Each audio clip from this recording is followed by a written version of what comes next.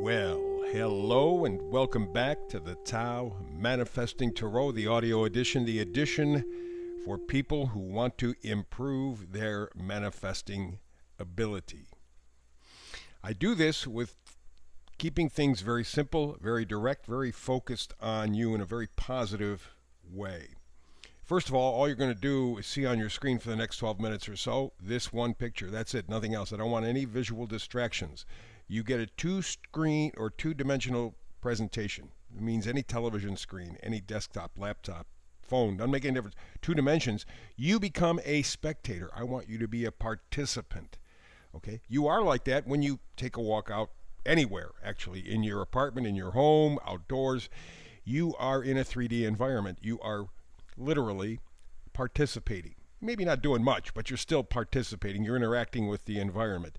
That's not the case here. I want you to be a participant, not a spectator. So just one picture, that's it for the whole 12 minutes. Many people close their eyes, get into a meditative state. Okay, that is a very positive thing as well. The idea is to close your eyes, open up your ears, because your ears will start to make pictures. And when you don't have any visual distractions, you get to create some beautiful images from your subconscious, your power source, your programming source. And that is the step to manifesting. Essentially, I want to inspire you with every reading.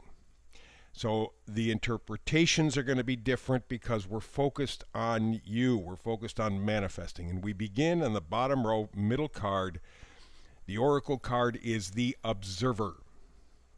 Observer. Now, for some people, that can be a passive or spectator experience, right? I'm observing. Okay?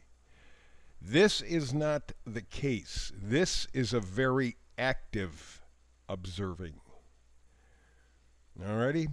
You are literally involved in what you are observing. You are part of the scene. It's like you're walking down a street. You know, you have to pay attention to the traffic, the people, any kind of obstacles in your way. You're observing in a very active way. That's what is called for here. So that's the activity. Do not think of it as passive. You are viewing the big picture.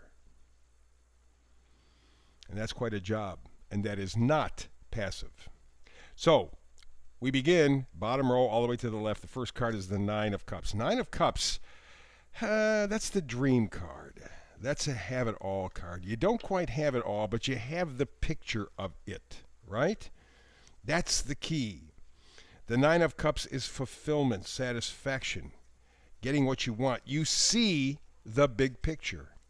Again, you don't quite have it. That's the Ten of Cups. But you can see it in your mind's eye. You can feel it. You can taste it.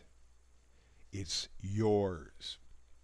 So the idea of observing in an active way is reinforced with the first card, the Nine of Cups. Something that you are connected with. Don't think just of the word love. Think of connection. Think of commitment. Think of being part of, right? There's that connection, that cohesiveness. That's what the Nine of Cups says. And you can, and already very likely have, this picture in your mind's eye. Alrighty? So, what's the next step? How about the Queen of Swords? Swords are thoughts, ideas. The Queen kind of makes sure that the activity begins. The kings make the proclamations, but it's the queens that make sure that the job gets done. And so the Queen of Swords is perceptive, realistic, and straight talking. So, as you are observing the big picture in your life, and you have this basic idea of what your dream connection or dream situation could be, should be, you have to move your thinking in that direction as well. Because what you think creates images, and over time that helps with the manifesting. Alrighty? So it's a question of being straight, being honest with yourself, saying, okay, what do I really want? And again, since you are coming here, if you're just looking at, I want a life where I have more cars, I have more houses, I have more this, more that, you're missing the whole point. You're missing the whole point. The things that are of value are the things that money can't buy. Your health. We all die, so much for that. Can't buy friendship, can't buy love, can't buy joy, can't buy fulfillment. Oh, it can buy you a hot dog. Oh, yeah, it can buy you a new car. But those things are transient, temporary. Someone laying on their deathbed, more often than not, like all the time, will not think about, oh, geez, I made so much money in this year. What they're going to think about is, who did I love? Who loved me? Who did I care about? Who cared about me? What fun did I have? What joy did I have? Did I bring something better, make something better for somebody else? Was I connected? Those are the things you remember. And remember, whatever you buy with your money, what you really did was give up a part of your life. Those are minutes, hours, whatever, you're never going to get back again because you gave them up so that you could have money to buy things. That's where the world has gone astray. We have paid more attention to things than people, and we see the end result today. Okay, so this is a chance for you to take a look at your life, the big picture. What are you really, really yearning for in your soul? You can see it, or at least you can feel it on some level. The Nine of Cups says you can touch it. Queen of Swords says now you got to think it. You got to think it. It's a question of just that constant reinforcement. What helps is the Ten of Pentacles. That's the next card. Ten of Pentacles is your value system. Do you have a solid value system? Or are you letting the rich people tell you, hey, this is important, this is important, this is important, then you play their game and you wonder why you keep losing the Monopoly game? Because you're playing by their rules, and their rules change. They're meant to. So what you're doing is, at that point, you are spectating your life. You're a spectator. You're not participating. This gives you a chance as the observer to participate, but you got to make a choice. Two of Cups. Remember, cups are not just love. They're things you're attached to, connected to. You got to make a choice. Which way do you go? What parts of your life are you attached to in a positive way? What parts of your life are you attached to in a negative way? That's the decision. Two of Cups. And it gets even a little more complicated than that. Because up top row, left card, we're now talking about the Lovers. And again, the Lovers are not necessarily talking about love. They're talking about things we are connected to, people we are connected to, situations we are connected to. So the Lovers, again, there's the question of choice.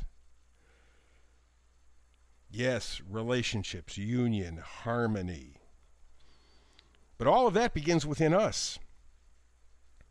To look for those things outside of yourself, you will never find them, which is why narcissists are narcissists. They have a hole in their soul that they're trying to fill with other phony means, and it never works. Our happiness, our joy, our contentment, our peace, our purpose all starts inside. That's the key to great manifesting.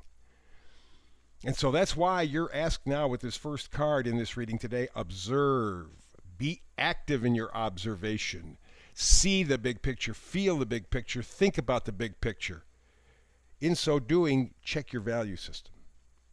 Make sure that the things that you value, you value. They didn't tell you to value them.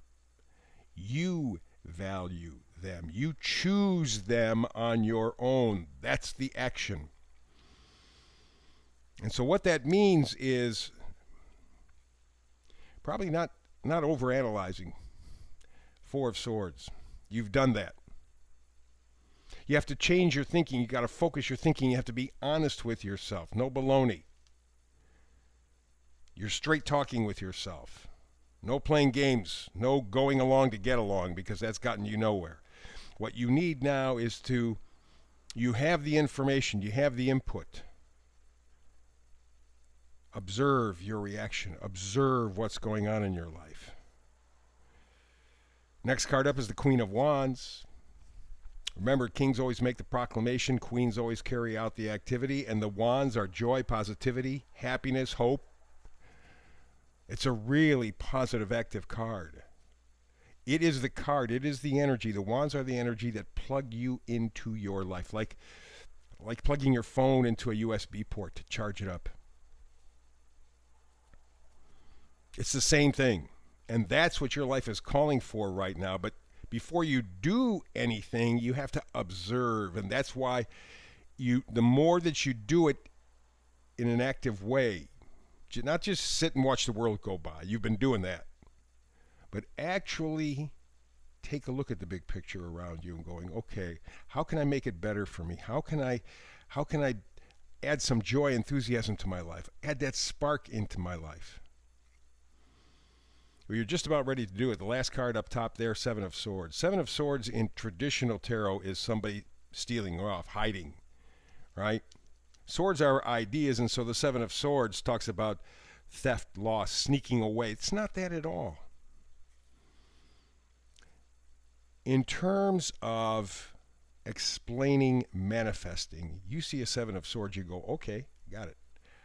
Most of the time, and there are exceptions, but most of the time, this person knows what's true. Those are the 5 swords that they're carrying with them. They know what is true for them. The baloney, the 2 swords, they're left behind because they're not true. They don't resonate. And what the Seven of Swords wants to do is carry forth, carry with them, bring with them ideas that serve them in a healthy, positive way. Things that will allow them to light up their life with the wand's energy. Things that will help them to be more straight talking to themselves. Because if you can't be honest with yourself, you can't be honest with anybody else. That's the Queen of Swords. You can see feel the image. You know where you want to go. You know where your happy place is. That's the Nine of Cups. The key is to having your good set of values. What is important to you on your terms? No, you're not going to change the world. No, you're not going to save the world. No, you're not going to make the world a safe place for everybody. It's not going to happen. But if you have a basic set of core values, you can move along in a much happier place, but it's your choice. You have to choose what you are committed to. The Two of Cups, the lovers. You have to choose. That's why you need to observe actively. It's important. You're picking up information in ways that you have not picked up information before. Final card in the middle up top, very important. It is the Nine of Pentacles. You tack that in with the Ten of Pentacles on the first row. We move up to the Nine of Pentacles, like a mini Queen of Pentacles. And what you're really talking about is what's valuable, what's important to you. Again, we're dealing with the whole concept of values. If you believe in nothing, you fall for everything. If you don't stand for something, you fall for everything. Every gimmick, every trip. And we can see, you take a look at history. We have been lied to and cheated and scammed for decades. And because things were kind of comfortable and easy, well, it won't matter. Yeah, it does. And it certainly mattered in your life. You followed along because it was easy, let's be honest, and you did what everybody said that you should do. You became kind of what they wanted you to become. You sort of followed the game plan, and you get yourself to a position where you're at a point in your life right now where you're going, wait a minute, kind of coming up short. You can change all of that. You can see the big picture, but you have to observe in an active manner. You are going to be seeing things, learning things, realizing things you never have before. It's a very powerful, powerful position, and you can do it. That's the reading for today. Back tomorrow with another Tao Manifesting Tarot. If we don't have a chance to catch up tomorrow, that's okay, that's fine. We will eventually catch up. Between now and then, though, peace and blessings, and do something that inspires you today.